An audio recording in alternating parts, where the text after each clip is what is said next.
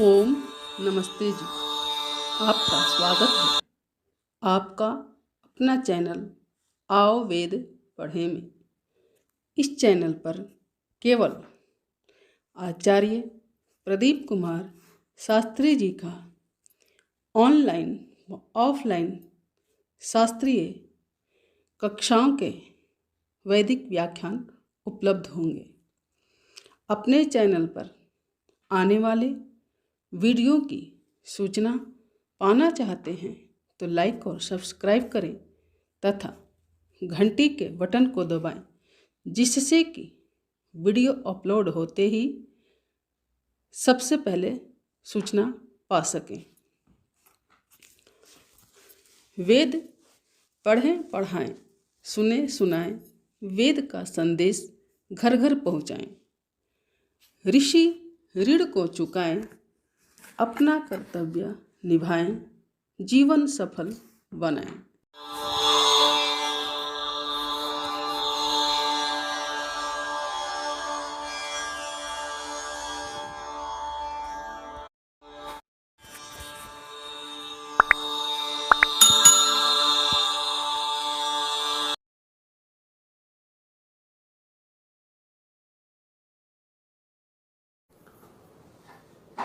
ॐ सहना भवतु सहनो भुनक्तु सह वीर्यं करवावहै तेजस्विनावधीतमस्तु मा विद्विषावहै।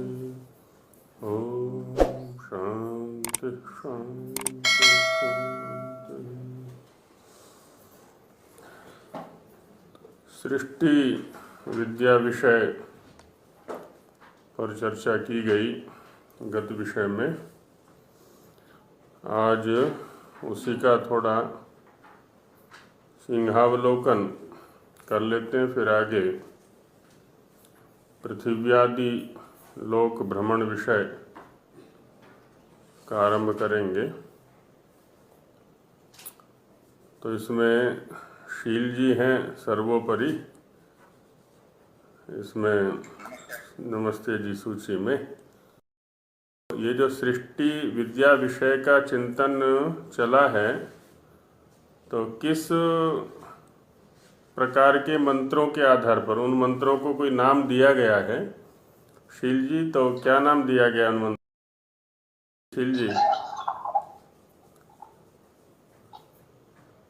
शील जी बता रहे थे कि उन हाँ जी, तो उस किसी सूक्त के आधार पर ये सारा वर्णन चला है। उस सूक्त का क्या नाम है?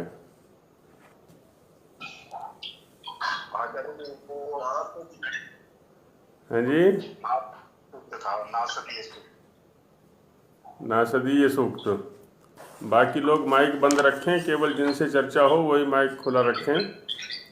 गुलिया जी का भी खुला हुआ था। हाँ, जैसे उन मंत्रों में वो चर्चा की गई, जब सृष्टि नहीं बनी थी तो उससे पहले की स्थिति क्या थी? हाँ जी, उसमें ऋतु में वो दिखाने का वर्णन किया। लेकिन स्वामी जी ने तो कुछ और नाम दिया है ना अंत में आकर के। जब उन मंत्रों का व्याख्यान समाप्त हुआ तो स्वामी जी ने कुछ और नाम दिया है। स्वामी जी ने अपनी तरफ से अलग नाम दिया है कोई? एक तो नासदीय सूक्त के आधार पर आरंभ में चर्चा की गई थी, ना सदासीत ना नो सदासीत आदि के द्वारा, और फिर बीच में एक सूक्त और उठा दिया था, फिर सहस्र शीर्षा पुरुषा। ये कौन सा सूक्त है? दो सूक्तों के आधार पर चर्चा चली है ना। एक तो नासदीय सूक्त है आरंभ में, और फिर एक सूक्त और उठाया बीच में, फिर सहस्र शीर्षा पुरुषा इत्यादि करके मंत्र आए थे वो। हाँ जी, वो कौन सा सूक्त है? सुमना जी हाथ खड़ा कर रही हैं। जी बहन जी नमस्ते जी। आचार्य जी पुरुष सूक्त है ये। हाँ पुरुष सूक्त है जो कि यजुर्वेद में भी आया हुआ है ना किसी अध्याय में। हाँ 40 यजुर्वेद के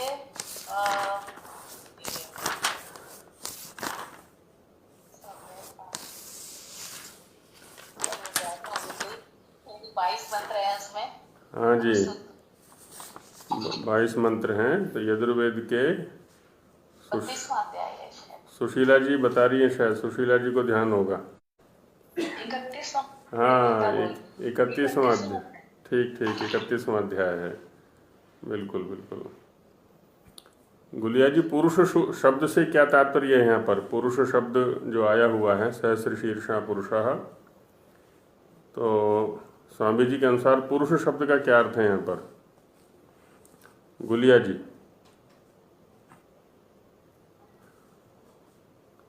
ओम गुलिया जी।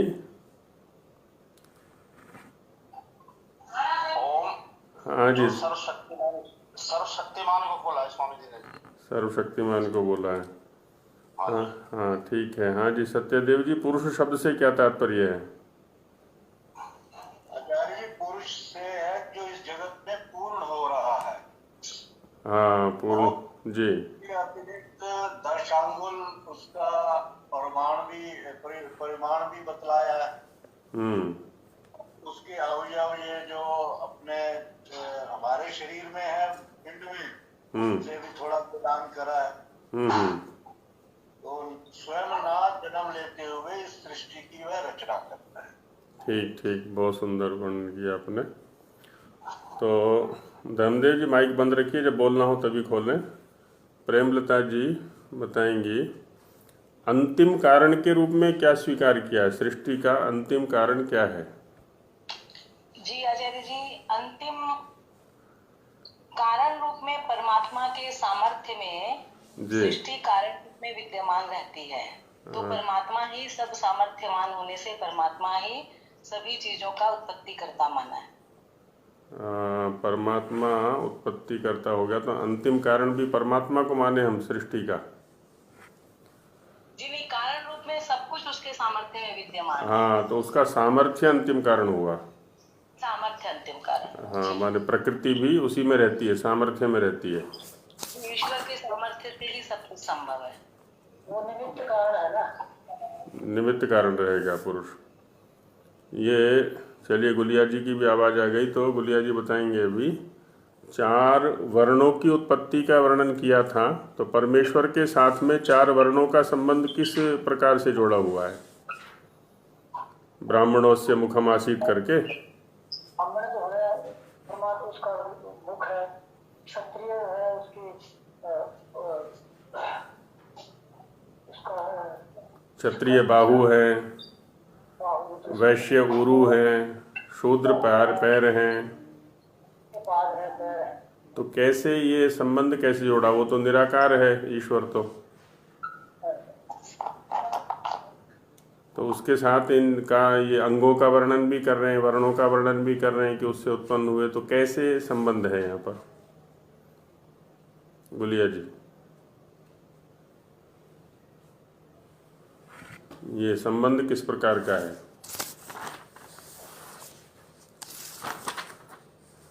चलिए गुलिया जी की आवाज़ अभी नहीं आ रही है, तो और कौन बताएंगे? सुमना जी बताएंगी। कौन कर्म और स्वभाव के आधार पर जो ज्ञान बनते हैं, तो ब्राह्मण जो है उसका मुख्य इसलिए है कि ब्राह्मण जो है वो ज्ञान अर्जन करता है, ज्ञान को बांटता भी है, तो वो उसका मुख्य जी। क्षत्रिय जो है वो रक्षा करता है अपने बाहुबल, तो वो उनका जो है वो बाहुबल हो गया। और जो वैश्य है वो व्यापार करता है और कृषि आदि से जो है सबका भरण पोषण करने का जो है वो प्रबंध करता है, इसलिए वो वैश्य है। और शूद्र जो है अपनी योग्यता के आधार पर इतना गुणवान नहीं होने से वो सबका सेवक इन सभी 3 वर्णों की सेवा करता है, तो वो शुद्ध कोटि में आ जाता है। तो मतलब परमात्मा के साथ संबंध कैसे लगा रहे हैं गुलिया जी इनका चारों का? तो परमात्मा का मुख हुआ ब्राह्मण, बाहु जो है वो क्षत्रिय रक्षक होने से, और जो सबको भरण पोषण का प्रबंध करने से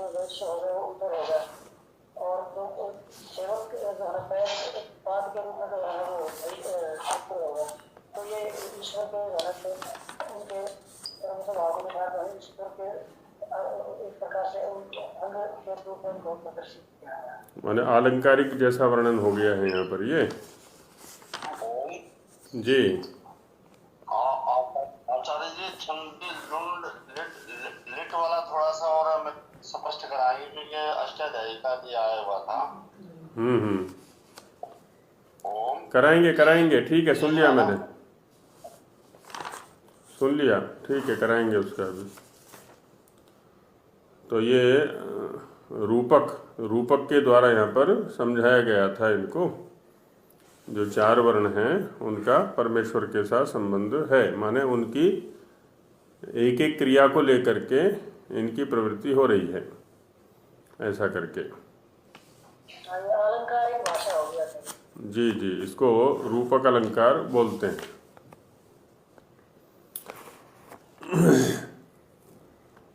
तो सुशीला जी, यज्ञेन यज्ञम अयजंत देवा, अब यहाँ पर 3 यज्ञ हैं, यज्ञ के द्वारा यज्ञ का यजन किया, तो ये 3 यज्ञ क्या क्या हैं, इनका कैसे विवेक करेंगे? सुशीला बहन जी, यज्ञेन यज्ञम अयजंत देवा, लगता है ध्वनि नहीं आ रही है, तो प्रेमलता जी। जी, परमात्मा अपने सामर्थ्य से जो सृष्टि की रचना और उत्पत्ति करते हैं, रचना करते हैं, इससे परमात्मा को यज्ञ भी कहा है। और उन्होंने आप्त पुरुषों के द्वारा हमें वेद ज्ञान दिया।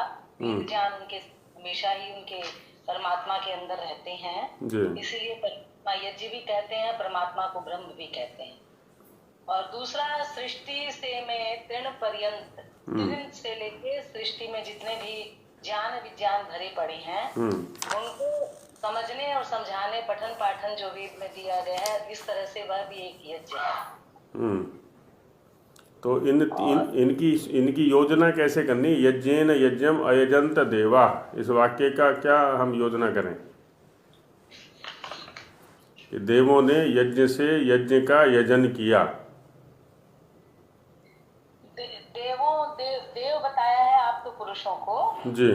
तो इस तरह से ईश्वर की 5 प्रकार से यज्ञ, जो पंच यज्ञ महायज्ञ बताया गया है कि ब्रह्म यज्ञ किया, देव यज्ञ भी किया, वह सब जो ज्ञान ईश्वर ने हमें दिया, तो आप तो पुरुषों ने जो जो किया वह हम सब ने उनको देख के और समझ के हम भी स्तुति प्रार्थना उपासना इस तरह से जो करते हैं, और ये इस तरह ही यज्ञ हो गया। सभी प्रकार के यज्ञ जो वेदों में बताए गए हैं, तो ये ईश्वर यज्ञ है, उनके द्वारा बताए हुए कर्मों को हम यज्ञ समझ के करें। और जो शिल्प आदि विद्या है उनको भी सीखना है, देव यज्ञ को भी करना है जी, और पठन पाठन भी करना है। ये 3 प्रकार के हो गए। तो और फिर हमें इनको इस लोक को और परलोक को, मोक्ष को प्राप्त करने के लिए, जिस पद पे को प्राप्त करने के लिए विद्वान लोगों ने पूरी स्वाध्याय मनन चिंतन ये सब किया है, उनके रास्ते पे हम चलें और मोक्ष को प्राप्त करने के लिए इस लोक को भी हम व्यवहार में अच्छे ढंग से व्यवहार करें इस लोक का, और परलोक की सिद्धि अर्थात मोक्ष प्राप्ति के लिए भी हमको विद्वानों के बताए रास्ते पर चलना है। जी जी, बहुत सुंदर। तो सुशीला जी आई थी बीच में, अब फिर शायद आ जाएंगी। मृत्यु से पार जाने का एक साधन बताया है यहाँ पर कि मृत्यु के पार इस साधन को अपना करके हम जा सकते हैं। वो क्या साधन है?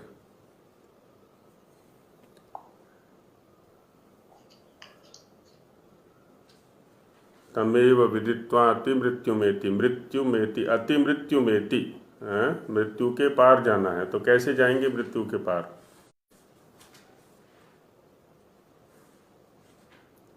सुशीला जी बता रही थी।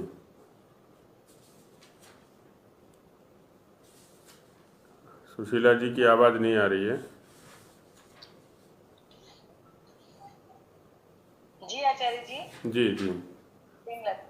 मतलब ये जो तरीका बताया है उसी तरीके तरीके से हम परमात्मा को समझें। ये जो ईश्वर ने जो सृष्टि बनाई है, उस सृष्टि और साधन के माध्यम से समझ के जन्म मरण के दुख आदि समुद्र से छूट करके हम ईश्वर को, परमानंद को और मोक्ष को प्राप्त करने को ही इस तरीकों को अपनाए हम।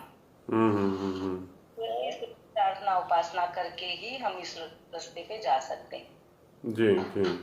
आचार्य जी, यहाँ पर एक विशेष बात दी थी उन्होंने, स्वामी जी ने पदार्थ बताया था स्वामी जी ने वहाँ पे, जिस पदार्थ को जान के मनुष्य जान ही होता है। ईश्वर भी एक पदार्थ है ना जी। तो बिल्कुल की बात ही आई थी, उसी पदार्थ को जान के ही विद्वान मनुष्य मृत्यु से कर सकता है, और अन्य मार्ग नहीं है, न पंथा विद्या है। ये प्रमाण दिया था उन्होंने सृष्टि क्रम के विषय में। माने ज्ञानी, परमात्मा का ज्ञानी होकर के ही मृत्यु से पार जा सकता है। उसी से जाने से जीवात्मा ज्ञानी बनता है, और हो नहीं बन नहीं सकता। ये थोड़ा सा प्रमाण बिंदु बनाया था इसका हमने, पॉइंट इसका। उसी को जान के ही जिस पदार्थ ईश्वर एक पदार्थ है उसको जानकर ही मनुष्य जानी होता, अन्य कोई और मनुष्य नहीं जानी बन सकता, चाहे हम कितने, क्योंकि हम तो जीवात्मा अल्पज्ञ थी। जी जी जी, ठीक बात है, ठीक बात है। क्योंकि वो पुरुष है, वो महान है, और वो रूपालंकार के वर्ण जैसे आदित्य वर्ण है, और अज्ञान रूपी अंधकार से भी परे है वो, अर्थात वो सर्वज्ञ है, इसलिए वो महान। उसको जानकर ही मृत्यु आदि रूप से छूट कर सुख को प्राप्त किया जा सकता है। इसके अलावा इस आयन में और कोई उपाय नहीं है, और कोई रास्ता नहीं है, और कोई पथ नहीं। जी, ठीक बात है। एक बहुत बढ़िया बात और निकल के आई थी इसमें से, व्यवहारिक और परमार्थिक पर बोला था इनमें से, इसी मंत्र में आया था। विशेष चीज आई थी, व्यवहारिक और परमार्थिक कर्तव्य कर्म को सिद्ध करते हुए ईश्वर को प्राप्त होकर इस दुख सागर से तर सकते हैं, अन्य और कोई मार्ग नहीं है। और कोई मार्ग नहीं है। चलिए, बहुत अच्छा सभी का। चलिए जी। अच्छा, इसमें क्या ये भी साथ लगेगी बात की शरीर, जब शरीर ही हम नहीं पाएंगे तो फिर मृत्यु भी नहीं होगी? मंत्र में ये आया था कुछ भाव। हाँ, माने मृत्यु दुख से तो हम छूटना चाहते हैं, लेकिन जन्म छूटेगा तभी मृत्यु छूटेगी। जी, ऐसा था। हाँ जी, ठीक बात है। चलिए, बहुत अच्छा है, सभी का अच्छा सहयोग मिल रहा है। अब आप लोगों का कुछ विचारणीय हो तो विचार कर लें, फिर आगे चलेंगे जी। आचार्य, वो छंदांसी लिट्टी अष्टाध्यायी में कुछ ऐसे सूत्र है, अष्टाध्यायी हम पढ़ तो रहे हैं जी। तो एक बार हमारे को ये तीन चीजें है ना, छंदसी लुंग लंग लिटह, ये अष्टाध्याय में तृतीय अध्याय के चतुर्थ पाद में सूत्र आया हुआ है। हाँ, माइक बंद कर लिया करें, जिनको बोलना वही रखें सामने बस। तो छंदसी लुंग लंग लिटह, वहाँ पर ये बताया गया है कि छंद अर्थात वेद में लुंग लंग और लिट, ये लकार क्रियाओं के विभाजक कुछ वर्गीकरण व्याकरण में किए गए हैं। तो लुंग लकार सामान्य भूतकाल में होता है, और लंग लकार अनद्यतन भूतकाल में होता है, और लिट लकार परोक्ष अनद्यतन भूतकाल में होता है। इनका जो प्रयोग है, तो अभवत, बभूव, अभूत, ऐसे प्रयोग बनते हैं इनके। तो जब हम अभवत माने लंग लकार का प्रयोग करते हैं, इसका मतलब आज नहीं हुआ, अपितु आज से किसी भिन्न काल में हुआ है। अभूत शब्द का प्रयोग करते हैं यदि हम, तो ये सामान्य भूतकाल है, आज भी हो सकता है, कल भी हो सकता है, ऐसा रहेगा। और जी निरुक्त तो वेद का व्याकरण है जी, और निघंटु उस व्याकरण का भाष्य है ना। नहीं, वो निघंटु तो एक शब्दकोश है, और हाँ, निरुक्त उस निघंटु के शब्दों का व्याख्यान है, भाष्य है। निरुक्त भाष्य है और निघंटु शब्दकोश है। तो लिट लकार में जैसे बभूव शब्द का हमने प्रयोग किया, तो उसका अर्थ होता है कि ऐसा भूतकाल जो हमारे सामने का नहीं है ना, उसको बोलते हैं परोक्ष। जो हमारी इंद्रियों का विषय नहीं है, ऐसा परोक्ष और आज का नहीं है, अनद्यतन है, तो उसमें।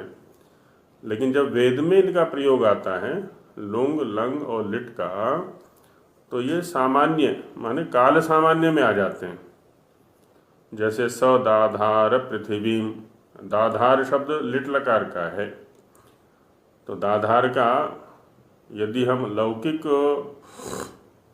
प्रयोग के अनुसार अर्थ करेंगे तो अर्थ बनेगा उसने पहले धारण किया। यदि उसने पहले धारण किया तो अब कौन धारण कर रहा है और आगे कौन धारण करेगा। तो इसलिए दाधार का अर्थ पहले धारण किया ये नहीं करेंगे हम, पहले भी धारण किया, अब भी धारण कर रहा है, आगे भी धारण करेगा, है ना। तो काल सामान्य में आ गया। जैसे एक प्रयोग करते हैं ना कि मेरा बच्चा स्कूल में पढ़ता है। अब कहने को तो ये क्या है, अंग्रेजी के अनुसार कहेंगे तो प्रेजेंट टेंस हो गया, वर्तमान काल हो गया। लेकिन जिस काल में इस वाक्य का प्रयोग किया जा रहा है, आवश्यक नहीं है कि उस काल में बच्चा स्कूल में क्लास में बैठा हुआ पढ़ भी रहा हो। वो घर में भी हो सकता है, वो हमारे साथ कहीं भ्रमण पर भी निकला हुआ हो सकता है। लेकिन हम प्रयोग क्या करते हैं, मेरा बच्चा स्कूल में पढ़ता है। तो अब ये क्या है, ये काल सामान्य है। एक सिद्ध क्रिया को दिखलाया जा रहा है कि पढ़ाई करता है, मेरा बच्चा जो है ना पढ़ाई करता है। इसका मतलब ये नहीं कि इस समय पढ़ रहा है ना, पहले भी पढ़ता था, अब भी पढ़ रहा है, आगे भी पढ़ेगा। ये काल सामान्य में आ जाता है यहाँ पर ये। तो वैसे ही वेद के अंदर जो ये क्रियापद आते हैं, इनको तिङन्त बोलते हैं, तो इनका काल विशेष के साथ संबंध ना हो करके काल सामान्य के साथ संबंध हुआ करता है। ये बताता है छंदसी लुंग लंग लिटा सूत्र जी। अच्छा, ये काल निरपेक्ष हुआ। हाँ, काल निरपेक्ष कह सकते हैं एक तरह से, बिल्कुल। आचार्य जी, एक प्रश्न है जी। ये नाटकीय सूत्र का जो पहला है जी, इसमें शुरू में तो लिखा हुआ है भाषार्थ में हाँ जी, कि जब यह कार्य सृष्टि उत्पन्न नहीं हुई थी तब एक सर्वशक्तिमान परमेश्वर दूसरा जगत का कारण अर्थात जगत बनाने की सामग्री विद्यमान थी। और दूसरी जगह लिखा हुआ है कि उस समय परमाणु भी नहीं थे, ना सिद्ध द्रव्य का अर्थ है। तो परमाणु ही तो जगत का बनाने का कारण है, परमाणु अलग से क्या है? परमाणु रूप में ही तो विद्यमान होनी चाहिए जगत के कारण रूप। हाँ, ईश्वर के ठीक बात है। ये परमाणु नहीं थे, इसका क्या अर्थ है? अच्छा, अभी जो परमाणु को हम समझते हैं तो उसका क्या तात्पर्य होता है? परमाणु का क्या तात्पर्य है? परमाणु माने सूक्ष्मतम स्थिति, यही कहेंगे ना जी, सूक्ष्म से सूक्ष्म होते हैं। हाँ, अच्छा, इसको यंत्रों से गृहीत कर सकते हैं कि नहीं हम अणु परमाणुओं को? यंत्रों से देखते हैं। हाँ, माने आधुनिक जो सूक्ष्म दर्शी यंत्र हैं उनसे हम देख सकते हैं। देखते हैं, हाँ। ठीक बात है। अच्छा, जो सूक्ष्म यंत्र हैं वो कैसे हैं? प्रकृति से ही बने हुए हैं, प्राकृतिक है और उस परमाणु की अपेक्षा से स्थूल हैं। जिस परमाणु को उस सूक्ष्मदर्शी यंत्र से हम देख रहे हैं, उस परमाणु की अपेक्षा वह यंत्र निश्चित रूप से स्थूल है और प्राकृतिक भी है। इसका मतलब ये जो अणु और परमाणु प्राकृतिक स्तर पर चर्चा हमारी चल रही है, वो तन्मात्र के भी बाद की स्थिति है। माने स्थूल भूत से पहले और तन्मात्र के बाद की स्थिति है। और जो नासदासीत, नौसदासीत आदि की चर्चा कर रहे हैं, ये प्रकृति से भी परे की स्थिति है।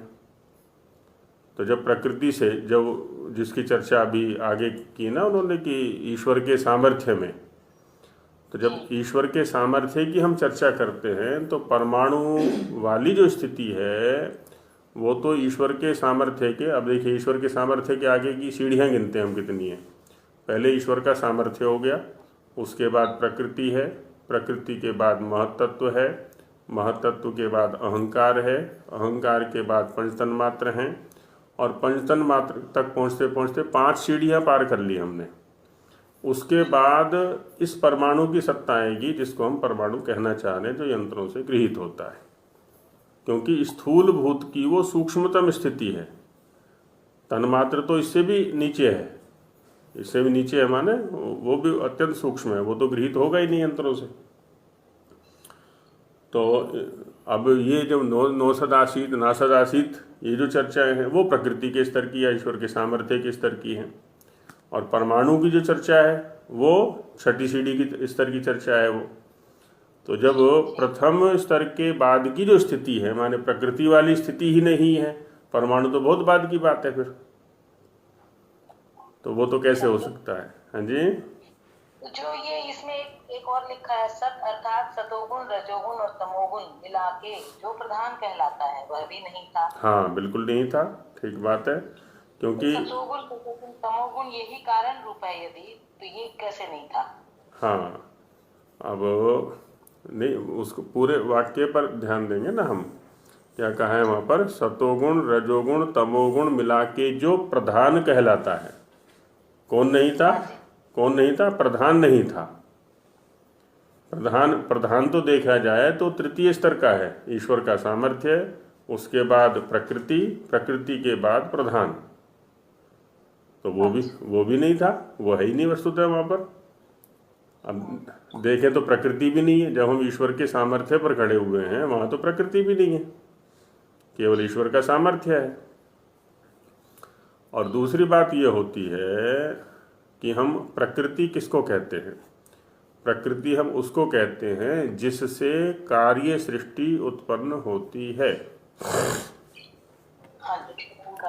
और जब कार्य सृष्टि उत्पन्न होगी तब, जैसे एक उदाहरण लेते हैं हम, जैसे घर में माताएं वो बनाती हैं गोसे या उपले बोलते हैं, गाय भैंस के गोबर के चूल्हे में जलाने के लिए। तो गोसे की प्रकृति क्या है, गोसा या उपला शब्द समझ रहे होंगे सभी लोग, या गोठा भी बोल देते हैं कहीं कहीं।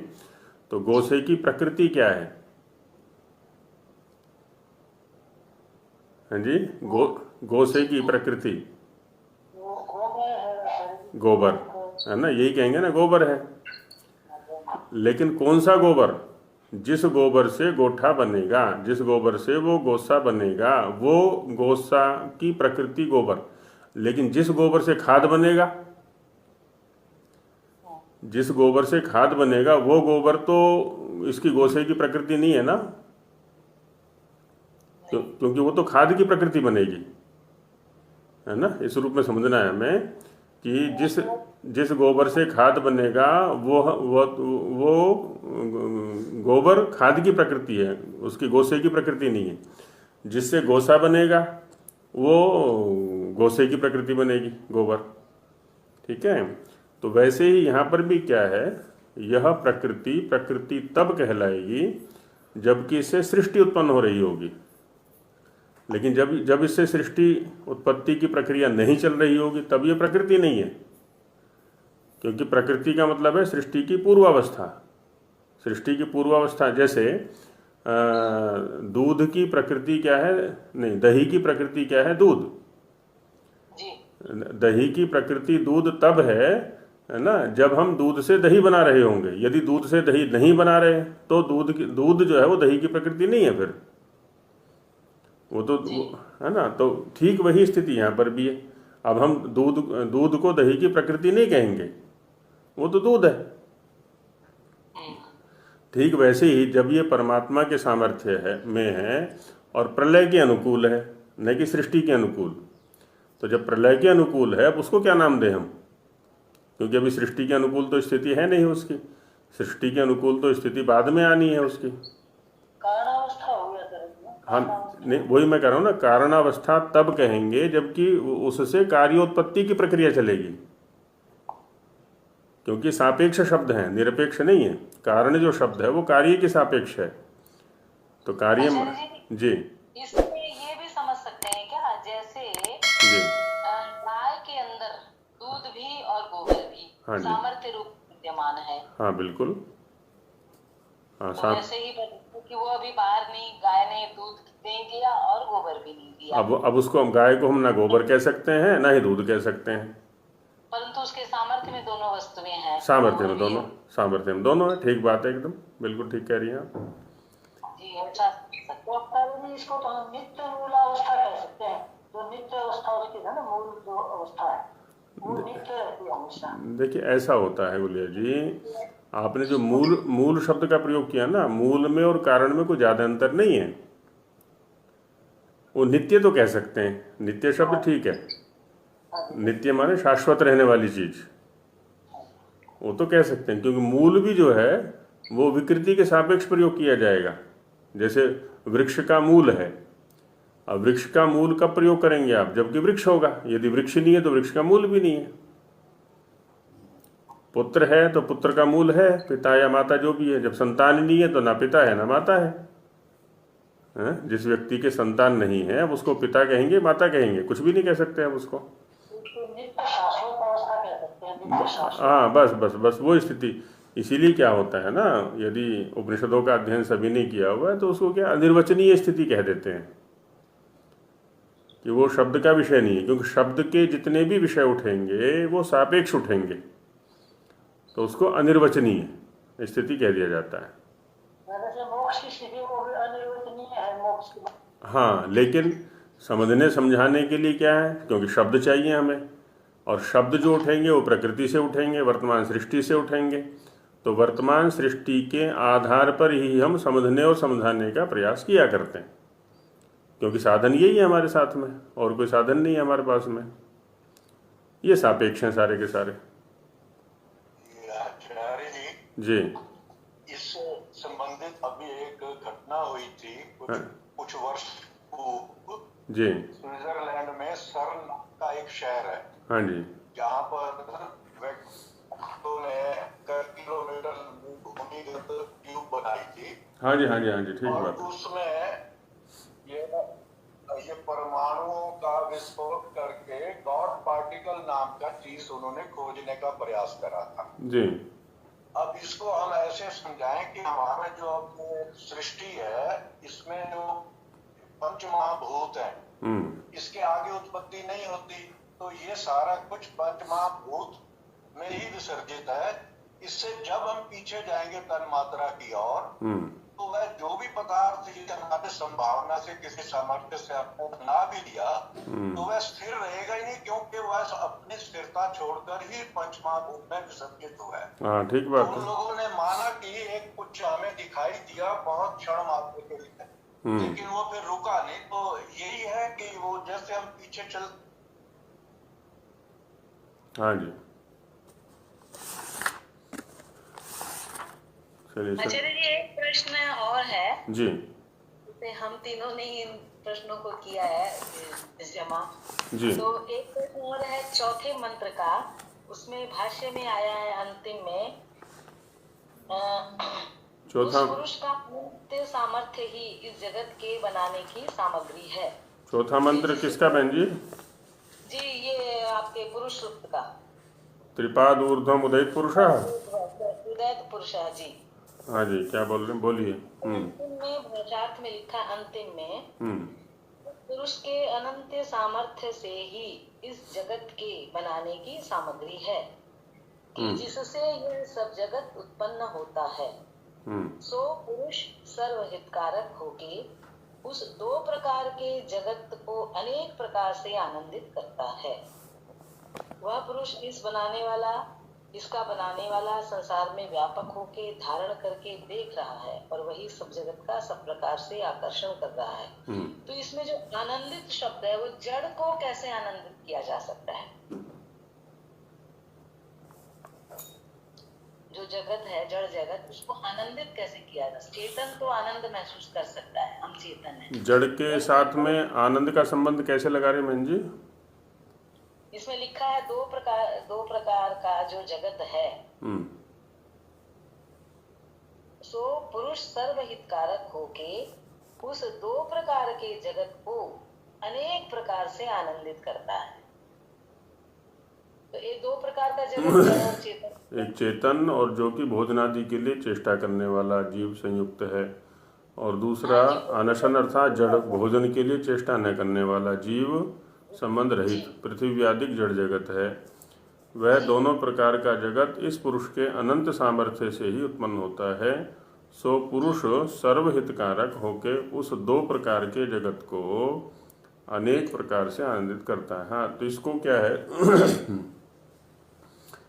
इसमें ऐसा ले सकते हैं हम कि एक तो आनंद को भोगने वाला है और एक आनंद को देने वाला है, क्योंकि अभी हम जो चर्चा कर रहे हैं वो जगत के स्तर पर कर रहे हैं और दो प्रकार का जगत है। और हमने जितना समझा है हमारे बुद्धि सामर्थ्य के अनुसार ये है कि जड़ जगत अनुभव नहीं कर सकता, क्योंकि उसके पास में अनुभव करने के साधन नहीं हैं। जो चेतन जगत है, जीव जगत है, वही अनुभव कर सकता है, क्योंकि उसको अनुभव करने के साधन उपलब्ध हैं, इंद्रियां उपलब्ध हैं। तो इसको हम इस रूप में ले सकते हैं कि दोनों आनंद से युक्त हैं, जड़ जगत भी और चेतन जगत भी। चेतन जगत जो आनंद से युक्त है वो भोक्ता के रूप में है, और जड़ जगत जो आनंद से युक्त है वो देने वाले के रूप में। जो देने वाले, ऐसा ले सकते हैं उसमें, क्योंकि उसमें यदि आनंद न होता जड़ जगत में तो ये भोगता ही नहीं। फिर जो जीव जगत है वो भोगेगा ही नहीं, उसको आनंद देख रहा है तभी वो भोगने के लिए प्रवृत्त हो रहा है। दिखाई दे रहा है आनंद उसमें। जी जी, तो इस रूप में ले सकते हैं, है ना। आनंद माने अब यहाँ भी दो स्थिति ले सकते हैं हम। एक तो ये कि इसमें ही आनंद देख रहा है, लेकिन हमारा जो चिंतन क्षेत्र है वो ये भी कहता है कि नहीं, यहाँ जो आनंद का देखना है वो तो अज्ञान द्वारा प्रेरित है। का मतलब ये हुआ कि ये आनंद का साधन बनेगा, इसको साधन बना करके हम अनंत आनंद को प्राप्त कर सकते हैं। इस रूप में भी ले सकते हैं इसको। तो आनंद है माने आनंद का साधन है, इसको साधन के रूप में ले सकते हैं। जी एक तीसरा प्रश्न ये था जी, मंत्र संख्या 15 अच्छा 15 जी, तो इसमें मध्य में लिखा हुआ है त्रिसप्तस्कंध और इस ब्रह्मांड की सामग्री 21 प्रकार की कहती है। इसमें से एक प्रकृति, बुद्धि और जीव, ये तीनों मिलके हैं। तो ये प्रकृति, बुद्धि और जीव, ये तीनों कैसे मिलके एक हो सकते हैं?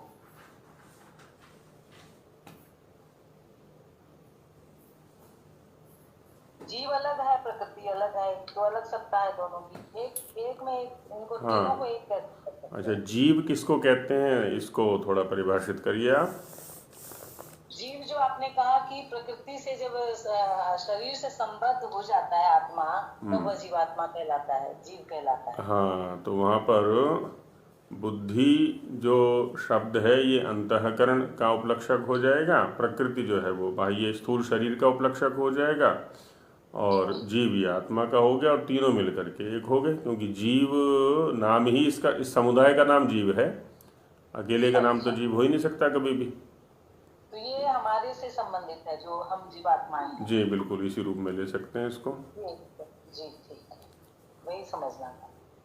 क्योंकि शरीर धन्यवाद आचार्य जी। हाँ जी, हाँ जी, इन तीनों के प्रश्न थे, सारे मैंने पूछे। चलिए अच्छा हुआ, बहुत अच्छा हुआ, धन्यवाद। हाँ जी, और किन्हीं का कुछ विचारणीय है? सुशीला जी कुछ कहना चाह रही थी। नलिनी जी जी। हाँ जी, मेरे को ये पूछना था कि जहाँ पे हमने सृष्टि की आयु और ब्रह्मा की आयु का वर्णन है जहाँ पर, तो ब्रह्मा भी चिरस्थायी नहीं है, वो भी मृत्यु को प्राप्त हो जाता है। तो उसके बाद जैसे सृष्टि जब समाप्त हो गई तो उसको प्रलय की स्थिति कहते हैं। तो जब ब्रह्मा की का समाप्ति हो जाती है तो उस स्थिति को क्या कहते हैं? ठीक बात है। अब यहाँ पर एक तो ये समझने का है हमारे लिए कि जो ये ब्रह्म शब्द है ना, वो अनेक अर्थों में आता है। ब्रह्म शब्द सामान्य रूप से जो प्रयोग में आता है वो परमेश्वर के लिए आता है। क्यों?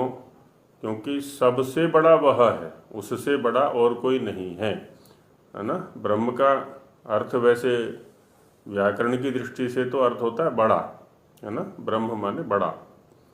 अब चूंकि सबसे बड़ा वो है, इसलिए उसमें निरतिशय बड़प्पन होने के कारण से उसी को हम ब्रह्म बोल देते हैं।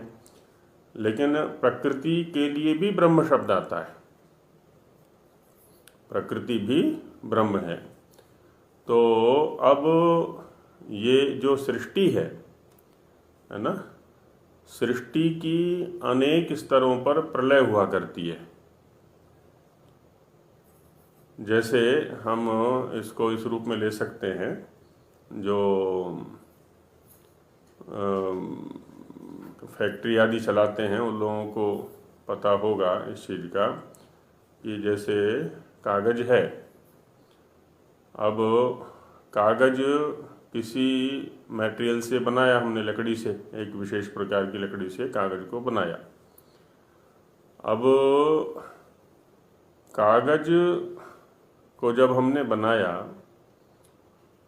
तो एक बार उसका उपयोग किया कागज़ का, और उसकी फिर रिसाइकलिंग की गई, है ना। उसको मिटा करके फिर से कागज़ बना दिया।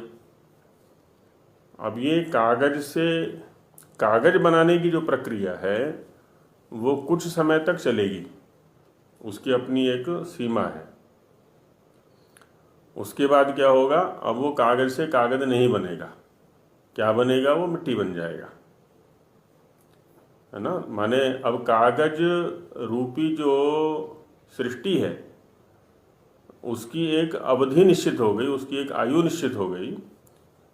अब उस आयु के अंतर्गत कागज़ से कागज़ बनता रहेगा। कागज़ को मिटाएंगे हम, फिर से कागज़ बना देंगे, फिर उसको मिटाएंगे, फिर से कागज़ बना देंगे।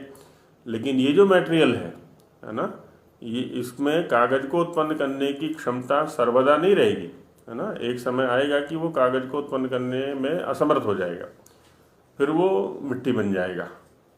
उसको फेंक देते हैं, फेंक दिया तो वो मिट्टी बन गया। तो ये एक यहाँ प्रश्न उठ रहा है, जैसे कागज, तो कागज के सभी चीजें एक दिन मिट्टी बन जाती है। हाँ, तो अब जैसे अब इसमें जो लिखे हुए जो शब्द हैं वो तो आकाश में रहेंगे, मिट्टी में। हाँ, शब्द के ऊपर अभी पहले ये विषय पूरा कर लेते हैं, अभी चलते हैं उधर। तो अच्छा, अभी हम देख रहे हैं, अच्छा ऐसे ही वृक्ष है, वृक्ष मिट्टी से उत्पन्न हो रहा है, फिर मिट्टी में मिल गया, मिट्टी से उत्पन्न हुआ, मिट्टी में मिल गया। अच्छा, इस मिट्टी की भी आयु है ना। कुछ समय तक ये भी पदार्थों को उत्पन्न करेगी। एक समय ऐसा आएगा जबकि ये पदार्थों को उत्पन्न करना बंद कर देगी। कैसे, जैसे एक माता है और माता के संतानोत्पत्ति की क्षमता निश्चित है। एक माता जो है 16 वर्ष से आरंभ करके और लगभग 50 वर्ष तक की क्षमता है कि वो संतानोत्पत्ति में समर्थ होती है। उसके बाद उसके संतानोत्पत्ति की क्षमता जो है वो समाप्त हो जाती है प्राकृतिक रूप से। तो वैसे ही यहाँ पर भी है।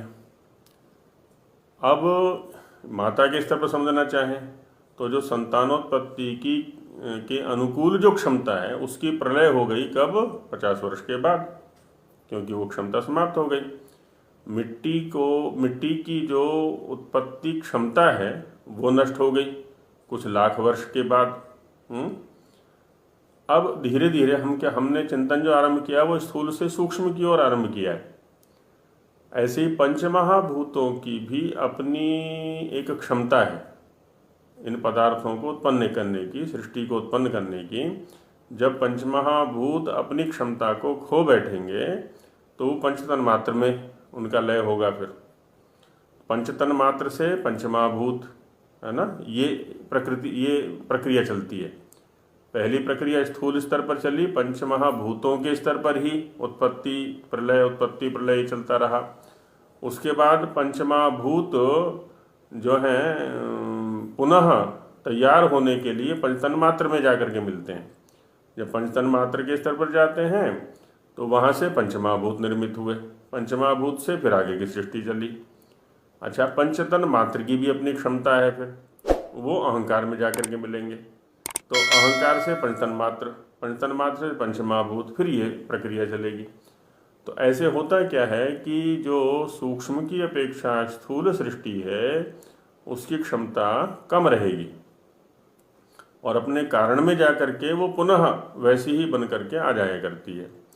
अब ये प्रक्रिया प्रकृति तक पहुंचेगी। फिर जब प्रकृति तक पहुंचेगी तो एक लंबा समय है, तो उसी को हम ब्राह्म काल कह सकते हैं, है ना। उसको हम एक अंतिम प्रलय कह सकते हैं। इसी को 100 वर्ष की आयु कहा है ब्रह्मा की, और या 36,000 बार बनना बिगड़ना इसको कहा है।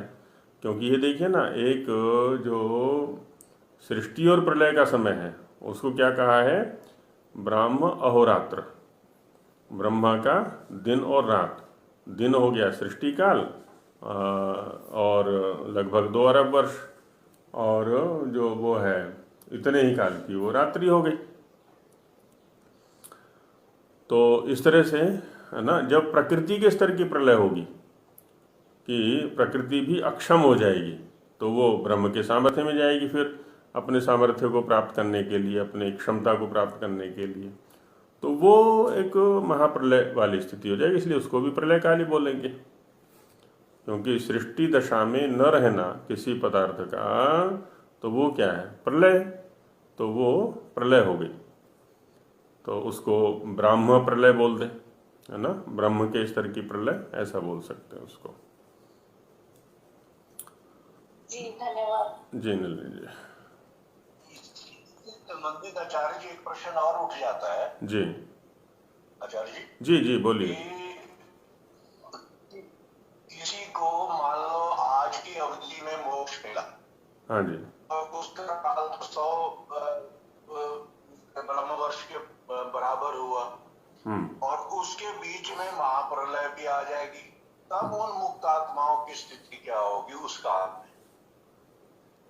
किसी को आज मुक्ति हुई, हाँ, और उसके बाद तो है पूरा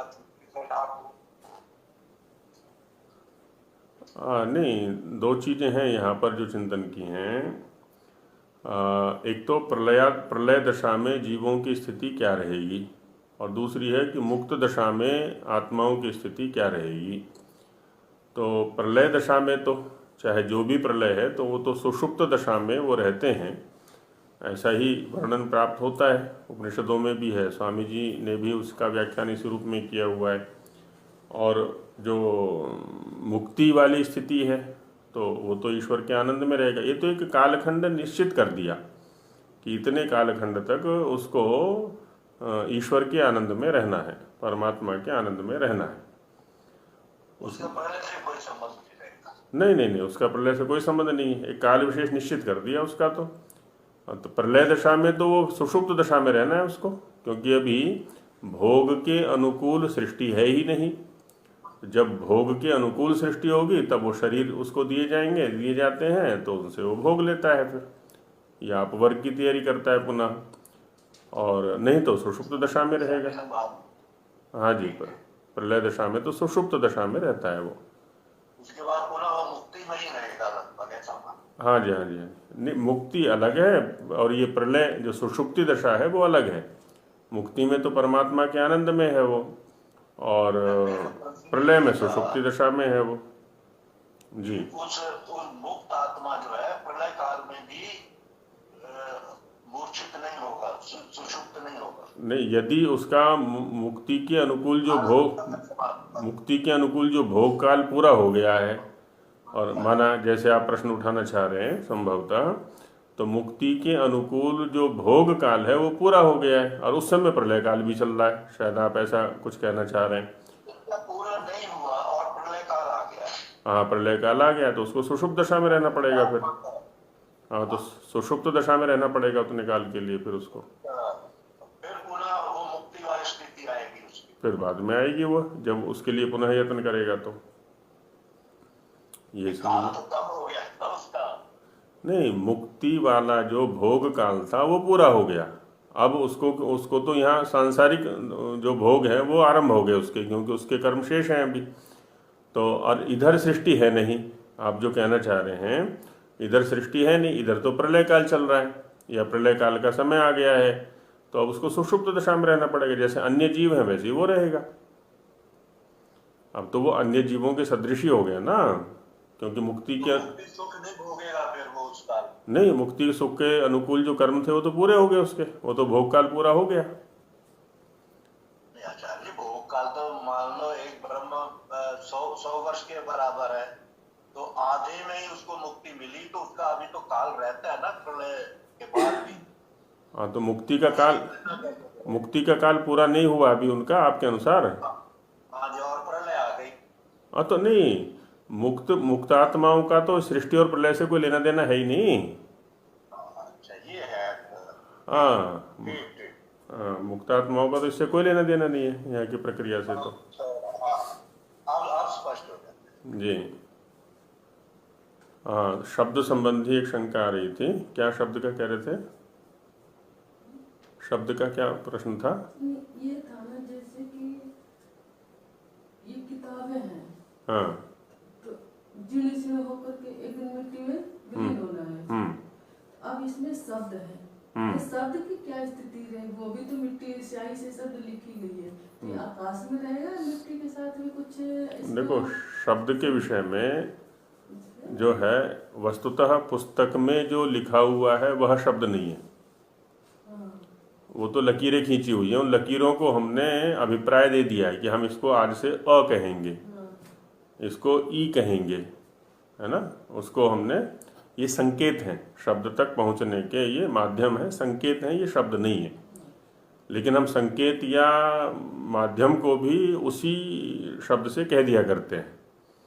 जैसे साइन बोर्ड लगा होता है ना रोड पर, तो साइन बोर्ड को पढ़ के ही हम कह दिया करते हैं कि सोनीपत आ गया, जबकि सोनीपत वाला जो साइन बोर्ड है वो तो 5 किलोमीटर पहले लगा हुआ है, सोनीपत शहर से 5 किलोमीटर पहले लगा हुआ है, लेकिन साइन बोर्ड को पढ़ के ही हम कह देते हैं कि सोनीपत आ गया, तो जबकि सोनीपत आया नहीं है।